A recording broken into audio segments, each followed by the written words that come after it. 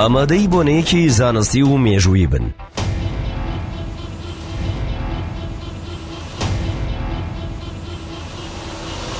نزیکەی 35 پسپۆر لە 21 وڵات و لە 13 پسپۆری جیاواز کۆ دەبنەوە.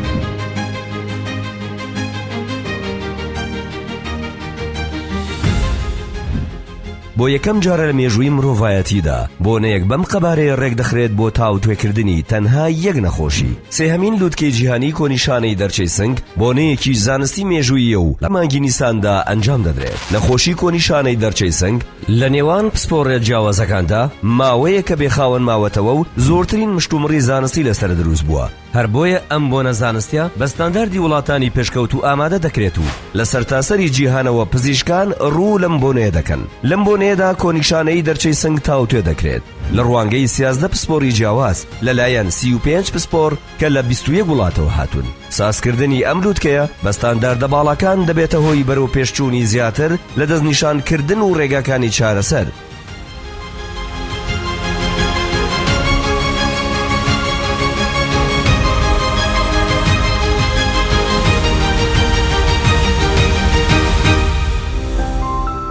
سێهەمین لووتکەی جیهانی کۆنیشانەی دەرچەی سنگ گەورەترین ڕووداوی زانستی ساڵ.